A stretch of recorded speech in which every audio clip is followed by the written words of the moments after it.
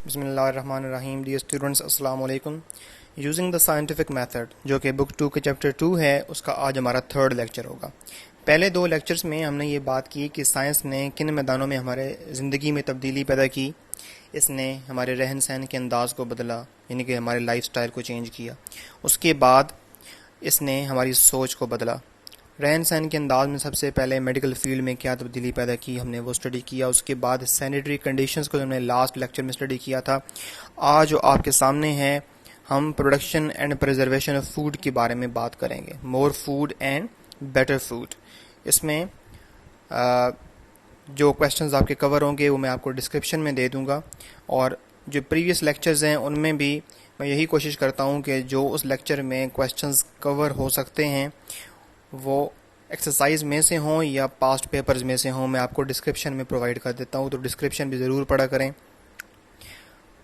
Let's start today's lecture. More food and better food का क्या मतलब है? आज हमारे पास खुराक पहले से ज़्यादा है। क्यों है, ये पैराग्राफ में स्टडी करेंगे। बेटर फूड पहले से ज़्यादा बेहतर भी है, बेटर फूड है। तो ये साइंस की बदौलत है। खुराक की बहुतात है, खुराक की मिकदार ज़्यादा है, खुराक का मयार बेहतर है। Changes have taken place to in our eating habits. हमारे खाने पीने की आदत में भी तब्दीलियाँ रूनुमा हो चुकी हैं। Through the use of science we have learned that it is healthful to eat many kinds of food, and we have learned how to provide ourselves with a variety of foods throughout the year. Science ही की बदौलत हमें ये बात मालूम हुई that it is helpful, कि ये सेहतमंदाना अमल है। To eat many kinds of food, के खुराक कई तरह की खाई जाए। And we have learned how to provide ourselves with variety of foods throughout the year.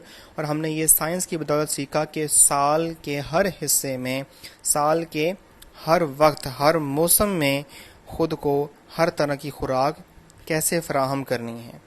तो इसकी थोड़ी सी एक्सप्लेनेशन देखें कि वो ये कहता है कि कई तरह की खुराक खाना सेहतमंदाना अमल है। इसकी क्या वजह है? एक खुराक जो हम खाते हैं उसके अंदर मुख्तलिफ न्यूट्रिएंट्स होते हैं, ग़िज़ाई अज्जा होते हैं उसके अंदर। कार्बोहाइड्रेट्स, प्रोटीन्स, वाइटामिन्स, मिनरल्स, ये ज़्यादातर इस तरह की चीज़ें पाई जाती हैं, न्यूट्रिएंट्स पाए जाते हैं खुराक के अंदर। तो बॉडी उनको अब्जॉर्ब करती है। बॉडी को ये तमाम चीज़ें मुख्तलिफ प्रपोर्शंस में चाहिए होती हैं, मुख्तलिफ मिकदार में चाहिए होती हैं। अगर हम एक ही चीज़ लगातार खाते रहें तो उस ग़िज़ा के अंदर जो मिनरल्स हैं, जो वाइटामिन्स हैं, वो तो जिस्म अच्छी तरह अब्जॉर्ब कर लेगा, लेकिन जो उसमें नहीं है, जिस्म उसमें उससे महरूम हो जाएगा, और उसके अंदर उस वाइटामिन्स की, उस मिनरल की कमी पैदा हो जाएगी। और उस विटामिन की कमी या मिनरल की कमी की वजह से मुख्तलिफ बीमारियों का शिकार हो सकता है हमारा जिस्म। तो आपने थोड़ा सा गौर किया होगा, कभी मैं वाइटामिन कह रहा हूँ, कभी मैं विटामिन कह रहा हूँ, तो ये दोनों जो तलफ़्फ़ुज़ हैं दुरुस्त हैं। जो विटामिन है ये ब्रिटिश इंग्लिश में दुरुस्त है, और वाइटामिन जो है ये अमेरिकन इंग्लिश में दुरुस्त है। तो ये मत समझें कि इनमें से एक गलत है और एक ठीक है। दूसरी बात जो इस सेंटेंस के अंदर हमारे सामने आई है, and we have learn how to provide ourselves with variety of food throughout the year. अब देखिए, माजी में क्या होता था कि अगर सी फूड्स हैं तो वो साहिली इलाकों में ही इंजॉय किए जा सकते थे, क्योंकि उनको ट्रांसपोर्ट करना बहुत बड़ा मसला था। तो ट्रांसपोर्टेशन में तब्दीली जो है वो साइंस की बदौलत आई, और इस तब्दीली की बदौलत क्या हुआ कि साहिल से कहीं ज़्यादा दूर रहने वाले जो इलाके हैं उनके लोग भी सी फूड से, फ्रेश सी फूड से लुत्फ़अंदोज़ होने लगे। और थ्रू आउट द ईयर, पहले एक चीज़ अपने मौसम में ही काश्त की जाती थी और रीप की जाती थी, और उसके बाद उसको एंजॉय किया जाता था, खाया जाता था। अब ये मौसम की लिमिटेशंस ख़त्म हो गई। मतलब आसान अल्फाज में क्या हुआ, अगर हम थोड़ा सा इसको मज़ीद रिटन फॉर्म में जो है लेकर आएँ, तो कुछ इस तरह जो है हम उसको ग्राफिकल फॉर्म में सामने लेकर आ सकते हैं। रिटन फॉर्म मतलब थोड़ा सा शॉर्ट करके मज़ीद वाज़े करने के लिए हम ये कह सकते हैं कि साइंस ने हमें बेहतर खुराक दी, और बेटर खुराक दी, ज़्यादा और बेहतर खुराक दी। क्यों, कैसे? By removing time limitations, by removing space limitations. Time और स्पेस, ज़मान और मकान की कैद से आज़ाद कर दिया। मैंने कहा टाइम लिमिटेशन, क्योंकि किस वक्त कोई चीज़ काश्त करनी है, किस वक्त उसको काटना है, किस वक्त उसको खाना है, ये लिमिटेशंस थी। साइंस ने उसको रिमूव कर दिया। अब तकरीबन हर फल, हर फसल, हर मौसम में काश्त की जा सकती है, लेकिन हर इलाके में फ़िलहाल ऐसा नहीं है, लेकिन काफ़ी इलाकों में ये मुमकिन बनाया जा चुका है। उसके बाद स्पेस, मकानी जो कैद है, ये ज़मानी कैद थी, ज़मान व मकान की कैद से आज़ाद हम ये कह सकते हैं, इसने कर दिया। जो जगह की कैद है कि कौन सी चीज़ कहाँ काश्त की जा सकती है, इससे भी साइंस ने हमें काफ़ी हद तक आज़ाद कर दिया। दूसरी बात यह कि अगर एक जगह एक चीज़ काश्त की जा रही है तो ज़रूरी नहीं कि वो वहीं कंज्यूम की जाए, या उसको कंज्यूम करने के लिए ज़रूरी नहीं कि उसको अपनी ही जगह उगाया जाए, वो इंपोर्ट भी की जा सकती है। तो तेज़ ट्रांसपोर्टेशन भी साइंस ही की बदौलत पॉसिबल हुई। तो वापस चैप्टर की तरफ जाएं तो इसको हमने अच्छी तरह समझ लिया कि साइंस ने ये कैसे कैसे मेरे लिए मुमकिन बनाया कि ज़्यादा हम खुराक पहले से खा सकते हैं। Now people who lived a century ago probably enjoyed eating as much as we do today. 100 साल पहले ज़िंदा रहने वाले लोग भी गालिबन उतना ही ज़्यादा खाते थे, खुराक की मकदार शायद उनकी भी उतनी ही थी जितना कि हम खाते हैं, but they could not have as many. Much और मैनी में ज़रा डिफरेंस देखें। मकदार उतनी ही थी, उतना ही ज़्यादा खाते थे जितना कि हम आज खाते हैं, लेकिन वैरायटी नहीं थी। As many different kinds of food, वो खुराक की उतनी ज़्यादा वैरायटी नहीं इंजॉय कर सकते थे जितना कि हम इंजॉय करते हैं। Most of their foods had to be produced on their own farms or in their own gardens. उनकी ज़्यादातर खुराक उनके अपने ही फार्म्स में, ओन फार्म्स, अपने ही खेतों में उगाई जाती थी, एंड देयर ओन गार्डन्स, अपने बागों में वो फल उगाते थे। जो उनके बागों में फल उगते थे, जो उनके खेतों में फसल उगती थी, वही वो इंजॉय कर सकते थे। इसके अलावा इधर उधर से वो इंपोर्ट नहीं कर सकते थे। ट्रांसपोर्टेशन की फैसिलिटीज़ नहीं थी, ट्रांसपोर्टेशन की फैसिलिटीज़ भी नहीं थी। और प्रिजर्वेशन, हमने ये बात तय कर ली है ना कि ये हम जो पढ़ रहे हैं ये production and preservation of food से रिलेटेड है। तो प्रोडक्शन एंड प्रिजर्वेशन, प्रिजर्व का मतलब महफूज करना, उसको लंबे अरसे तक महफूज के काबिल बनाना, इस्तेमाल के काबिल बनाना, महफूज करके। तो प्रिजर्वेशन के मेथड्स भी पहले जो थे वो डिफेक्टिव थे। ये तमाम मसाइल जो है साइंस ने सॉल्व कर दिए। Since fresh vegetables not vegetables, vegetables could be obtained, obtain पहले हम पढ़ चुके हैं इसी चैप्टर के अंदर, जब हमने देखा था कि water was obtained from contaminated sources. तो ऑब्टेन का मतलब हासिल करना। वहाँ पर भी मैंने आपको रेफरेंस दिया था कि रिजल्ट कार्ड में अक्सर आपने देखा होगा कि एक आपके टोटल मार्क्स होते हैं और एक आपके ऑब्टेन्ड मार्क्स होते हैं, हासिल करता। वेजिटेबल्स कुड बी ऑब्टेन्ड, हासिल की जा सकती थी ताज़ा सब्जियाँ। Only during the growing season, सिर्फ तब जब उनका उगने का मौसम होता था। ग्रोइंग, उगने का, सीजन, मौसम। People living in cold climates had none during the winter months. तो जो सर्द इलाकों के लोग थे, सर्दियों में उनके पास खाने के लिए कुछ नहीं होता था। कोल्ड क्लाइमेट्स, सर्द आबो हवा वाले इलाके, जिनके अंदर जो गर्मियां हैं आम तौर पर वो भी ठंडी होती हैं हमारे नुक्ता नज़र से देखा जाए पाकिस्तान के, और सर्दियां फ्रिजिड होती हैं, बहुत ज़्यादा कोल्ड होती हैं, फ्रीजिंग कोल्ड, टेम्परेचर वहाँ पर माइनस में ही रहता है। तो उनके पास विंटर मंथ्स में कुछ नहीं होता था। Thrifty house wives preserved their home grown vegetables. अब देख रहे हैं प्रिजर्वेशन की बात आ रही है। थ्रिफ्टी, थ्रिफ्टी का मतलब कंजूस, कनात पसंद, बचा बचा कर इस्तेमाल करना। हमने पहले एक स्पेयरिंगली लफ्ज़ पढ़ा था। तो थ्रिफ्टी जो है ना, ये पर्सन के लिए इस्तेमाल होता है, और वो पर्सन होता है स्पेयरिंग, बहुत बचा बचा कर इस्तेमाल करने वाला चीज़ों को। तो थ्रिफ्टी, कनात पसंद, किफ़ायत शार ज़्यादा बेहतर होगा। House wives preserved their home grown vegetables and fruits by canning, pickling और drying them for use during the cold weather. तो इस तरह की जो किफ़ायत शार किस्म की बीवियाँ होती थीं, इकनॉमिकल किस्म की वाइव्स होती हैं जो बचा बचा कर चीज़ें रखती हैं, वो क्या करती थीं, प्रिजर्व, महफूज कर लेती थीं देयर होम ग्रोन वेजिटेबल्स, घर की उगाई हुई सब्जियां, एंड फ्रूट्स और फल, बाय कैनिंग। 3 मेथड यहाँ पे बताए गए। कैनिंग, डब्बों में बंद कर देना। कैन डब्बा होता है, आप जानते हैं, छोटा सा या बड़ा सा साइज़ की, इसमें कैद नहीं है। पिकलिंग, अचार डालना, और ड्राइंग, या उनको धूप में खुश्क करके। For use during the cold weather, ताकि वो उस ठंडे मौसम में चीज़ों को इस्तेमाल कर सकें। ठीक है, जब मौसम ठीक होता था, मौसम जब मुतदिल होता था, तो वो क्या करते थे, ये 3 मेथड इस्तेमाल करके खुराक महफूज कर लेते, ताकि विंटर में, मौसम सरमा में खुराक की कमी ना हो उनके। मीट्स वर प्रिजर्व्ड, जो गोश्त था उसको कैसे महफूज किया जाता था, बाय सॉल्टिंग एंड ड्राइंग, उसको नमक लगाकर और उसको खुश्क कर कर, और by freezing when the weather was cold enough, या फिर मौसम जब बहुत सर्द होता तो उसको फ्रीज़ कर लिया जाता था। ये हम भी फ्रीज़ करते हैं। देखिए बकरीद जो है वो हमारे पास करीब आ रही है, तो उसमें आप लोगों को इल्म है कि जो फ्रीज़र है वो गोश्त से ही भर जाता है और भरा रहता है कुछ अरसे तक। तो फ्रीज़ करना ये मेथड अभी भी इस्तेमाल होता है। सॉल्टिंग भी इस्तेमाल होता है कुछ देही इलाकों में, और ड्राइंग, सॉल्टिंग एंड ड्राइंग दोनों जो है वो इंटरलिंक्ड हैं। Sea foods were generally available only along the coast, साहिल को बोलते हैं कोस्ट। सिर्फ साहिल के साथ साथ जो सी फूड यानी कि समंदरी खुराक होती थी वो दस्तियाब होती थी। Fish and shellfish could be eaten soon after they were caught, और मछली और शेल फिश ये भी सी फूड में ही आता है। Could be eaten soon after they were caught, पकड़े जाने के कुछ ही देर बाद उनको इस्तेमाल किया जाना होता था, वरना वो दे स्टार्टेड रॉटिंग, गलना सड़ना शुरू हो जाते थे, डीकम्पोजिशन में स्टार्ट हो जाती थी वेदर की कंडीशंस की वजह से। तो ये सारी लिमिटेशंस थी, उसने कुछ बातें की हैं जो कि माजी में मुमकिन नहीं थी।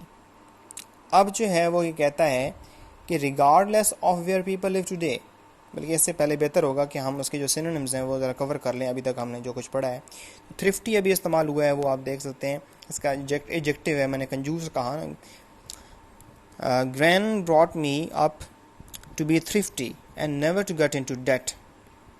Gran, जिसने मेरी परवरिश की, नशोनुमा की, उसने मुझे इस तरीके से पाला पोसा कि मैं कभी भी मकरूज़ ना हूँ, चीज़ों को बचा बचा कर इस्तेमाल करूँ। Careful with money, provident, prudent, canny, economical, मैंने इस्तेमाल किया ना, इकनॉमिकल हाउस वाइज इस्तेमाल हो सकता है। Frugal, energy efficient, energy saving वगैरह वगैरह। ठीक है, कंजूस, किफ़ायत शार उर्दू में।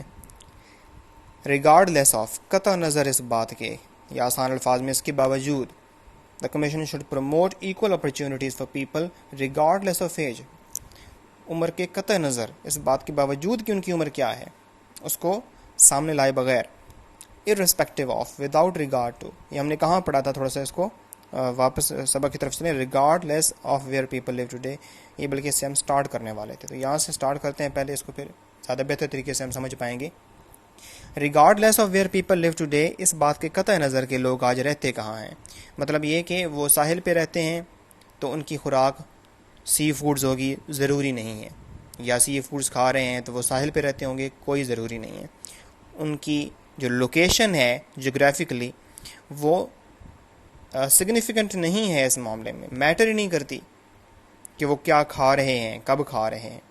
दे can obtain some fresh fruits, meats and vegetables throughout the year, लोग आज कहाँ रहते हैं इस बात के कतः नज़र, यानी कि, या फिर हम इसको यूँ कह सकते हैं कि लोग ताज़ा फल, गोश्त और सब्ज़ियाँ खा सकते हैं इस बात के बावजूद कि वो रहते कहाँ हैं। वो समंदर से दूर रहते हैं, इसके बावजूद वो सी फूड्स खा सकते हैं।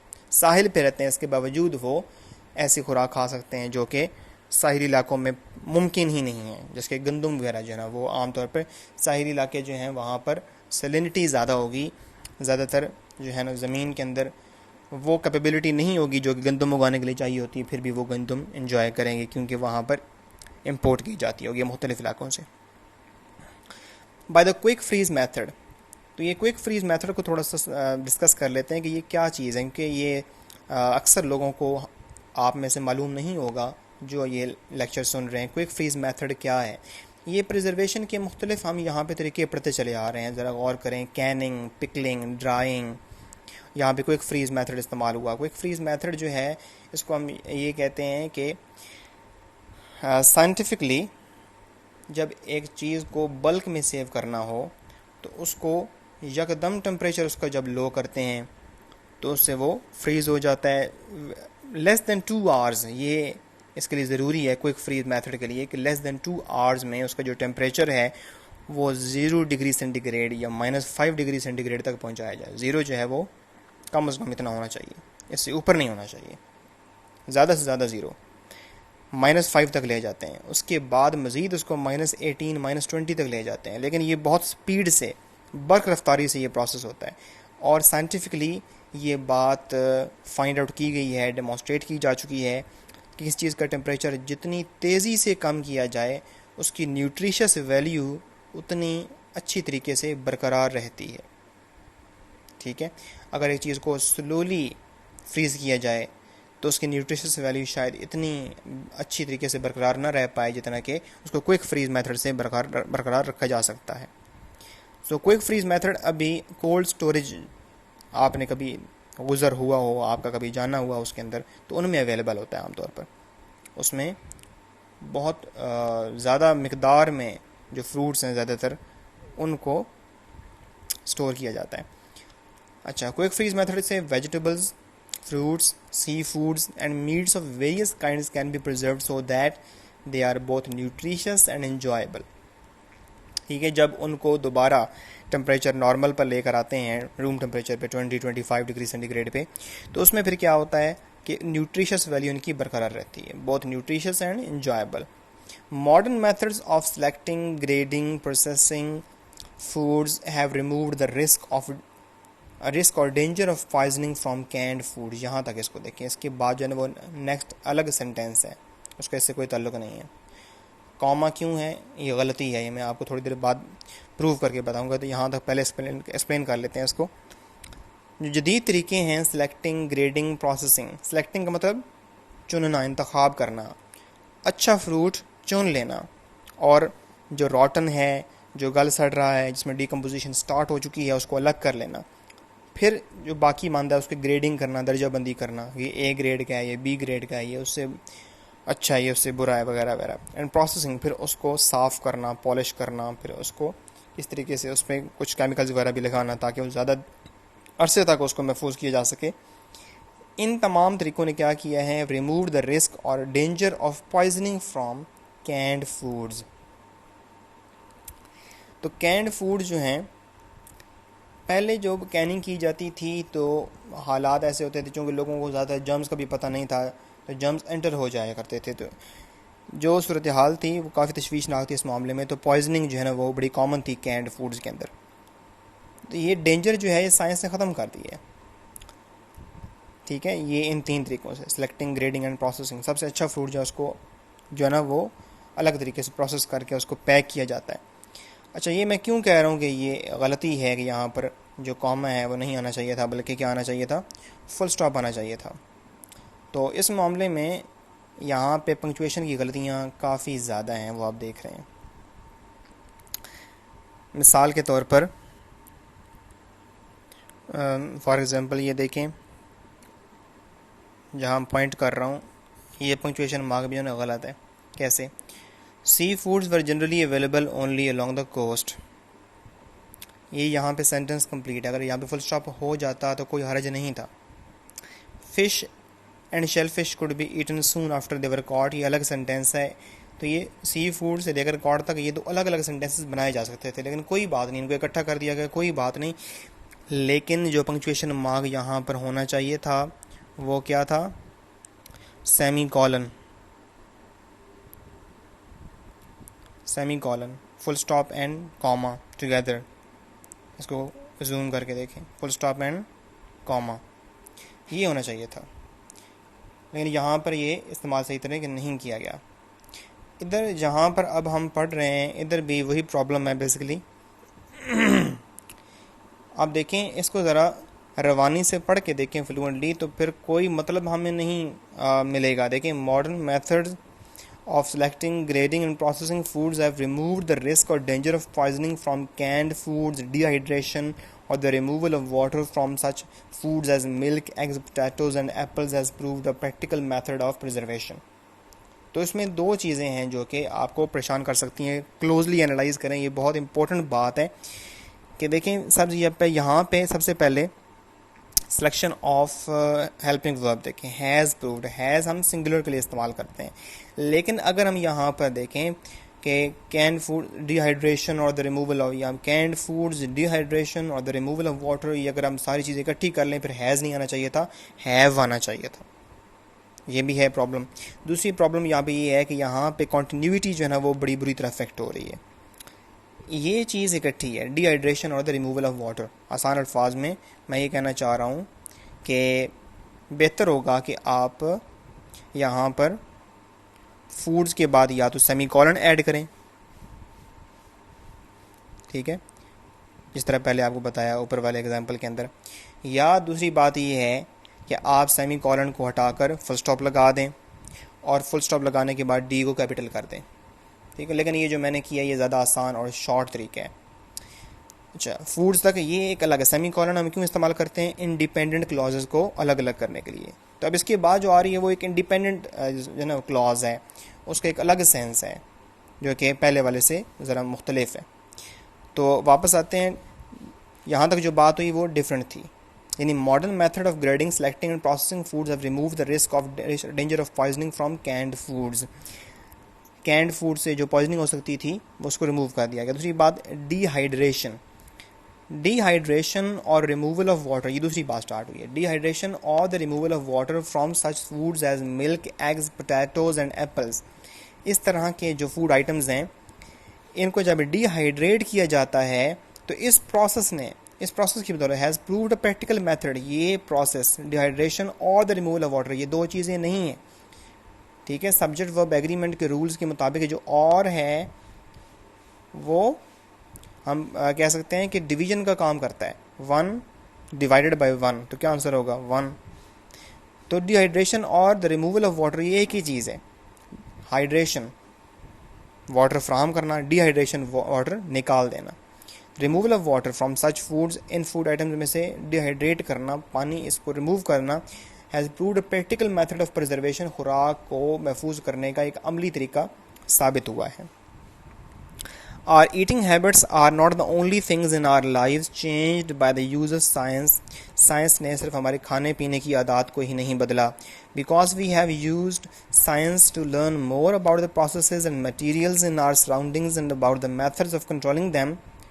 गौर से देखें, क्योंकि साइंस ने we have used science, science को हमने इस्तेमाल किया किस लिए? टू सीखने के लिए, टू लर्न, सीखने के लिए ज़्यादा से ज़्यादा किस बारे में? About the processes and materials in our surroundings. Processes, अवामिल, बारिश कैसे होती है, ज़लज़ला क्यों आता है, ठीक है, इस तरह के जो हमारे नेचुरल प्रोसेसेस हैं उनको समझने के लिए, एंड मटेरियल्स, और चीज़ों को समझने के लिए, जानने के लिए। देखिए, हम केमिस्ट्री में सब एटॉमिक पार्टिकल्स तक पहुंच चुके हैं और उसमें इलेक्ट्रॉन, प्रोटॉन, न्यूट्रॉन, 2-3 बिल्कुल छोटी छोटी चीज़ें हैं। इसके अलावा भी बहुत सारी जो सब एटॉमिक पार्टिकल्स हैं वो डिस्कवर होते रहते हैं। उनको हम चीज़ों को कितना माइन्यूटली जाकर स्टडी कर रहे हैं, ये साइंस की बदौलत ही मुमकिन हुआ है। इन आर सराउंडिंग्स, अपने इर्द गिर्द नवा में मौजूद चीज़ों को देख रहे हैं, गिर्द नवा में होने वाले अवामिल को स्टडी कर रहे हैं, साइंस की बदौलत कर रहे हैं। And about the methods of controlling them, और उनको कैसे कंट्रोल किया जा सकता है। कि जो बारिशें हैं उनको कंट्रोल तो हम नहीं कर सकते, लेकिन पहले से हम जान सकते हैं और उसके मुताबिक हम जो है ना सेफ्टी प्रिकॉशंस ले सकते हैं। हर वक्त जो है ना मौसम पे हमारी नज़र होती है और हम देखते रहते हैं कि फ़लाँ जगह जो है ना हवा का एक कम दबाव डेवलप हो रहा है, फ़लाँ जगह की तरफ बढ़ रहा है, फ़लाँ जगह जो है ना इतनी बारिश होने के इम्कानात है, मूसलाधार बारिश है, ड्रिजलिंग, स्नोफॉल होने वाली है। उसके मुताबिक हम अपने प्लान्स जो हैं वो मोल्ड कर सकते हैं, चेंज कर सकते हैं। तो उनको कंट्रोल किसी हद तक हम शायद कर सकते हैं, लेकिन असल में बात यह है कि उनसे होने वाली तबाही को हम कंट्रोल कर सकते हैं। We have been able to improve our ways of building houses. ये शुरू में भी बात हुई थी कि हम अपने घर कैसे बनाते हैं। अब जापान में ज़लज़ले, चिली में बहुत ज़्यादा आते हैं, वहाँ पर जो कंस्ट्रक्शन है फिर उसको ही मद्देनज़र रखकर की जाती है। अगर आम तरीके से वहाँ पर हाउसेस बिल्ड किए जाएँ तो वो फ्रीक्वेंटली डिमोलिश हो जाया करें, अक्सर गिर जाया करें और लोगों को बहुत नुकसान हुआ करे, लेकिन उसके मुताबिक वहाँ पर जो कंस्ट्रक्शन है वो की जाती है। और मेथड्स ऑफ कम्युनिकेशन, हम एक दूसरे तक पैगाम कैसे पहुँचाते हैं, ट्रांसपोर्टेशन, खुद एक जगह से दूसरी जगह कैसे पहुँचते हैं, and even the ways we spend our leisure time, और अपनी फुर्सत का वक्त कैसे बिताते हैं, ये सारी चीज़ें साइंस ने बदल के रख दी हैं। आज से 100 साल पहले का इंसान एक मुख्तलिफ लाइफ स्टाइल रखने वाला शख्स था, आज हमारा इंटायरली डिफरेंट लाइफ स्टाइल है। और ये डिफरेंस किसने क्रिएट किया? साइंस ने। इसके बाद मैं कुछ आपको दिखाना चाहूँगा। ये कैनिंग की एग्जांपल जो है ना, ये आपके सामने है यहाँ पे। कैनिंग, डब्बे में बंद करना खुराक को, कैसे की जाती है आपके सामने। सम टाइम टिन पैक्स होते हैं, उसमें ये होता है कि रोशनी भी एंटर नहीं हो सकती। यहाँ पे जो आपके सामने एग्जांपल्स हैं वो बेसिकली ये शो कर रही हैं कि सिर्फ लाइट एंटर हो सकती है, लेकिन बाकी एयर वगैरह एयर टाइट है, ये बिल्कुल किसी भी तरीके से एयर इनमें एंटर नहीं हो सकती। और एयर कंटेमिनेटेड है भी तो फिर भी वो इसके अंदर खुराक जो है ना मौजूद जो है उस पर असरअंदाज नहीं हो सकती। सिमिलरली इस फ्रूट को आप अच्छी तरह पहचानते होंगे, ख़ास तौर पर सरगोदा से बिलोंग करने वाले लोग इसको बहुत अच्छी तरह पहचानते होंगे। ऑरेंजेस हैं, उसके बाद एप्पल्स हैं, और इनको देखें सिलेक्टिंग, ग्रेडिंग, प्रोसेसिंग हमने देखा। इसके बाद जो है मैं कोशिश करूँगा एक छोटी सी वीडियो भी इसमें ऐड करने की, आपको बताऊँ सिलेक्टिंग, ग्रेडिंग, प्रोसेसिंग किस तरीके से होती है। तो इसमें आप देख रहे हैं कि हर जो लाइन है उसमें मुख्तलिफ तरह का जो फ्रूट है वो पड़ा हुआ है। एप्पल है, लेकिन मुख्तलिफ हम कह सकते हैं कि स्टैंडर्ड का जो उनका जो मयार है बेहतर से बेहतरीन की तरफ या बदतर से बदतरीन की तरफ जा रहा है। और मुख्तलिफ तरीक़ों से जो ख़राब फल होता है उसको अलग किया जाता है। तो ये हमारा चैप्टर था आज का। इसमें जो चीज़ एक्सप्लेन करने वाली थी वो हमने कर ली। उसके बाद हमारा एक ही इसमें लेक्चर मज़ीद बनेगा जिसमें इंसान के सोच पर कैसे असरअंदाज हुई साइंस, इस मामले पर बहस की जाएगी। इसके बाद जो वीडियो मैं ऐड करूँगा उसको देखिएगा ज़रूर। टिल देन, अल्लाह हाफ़िज़।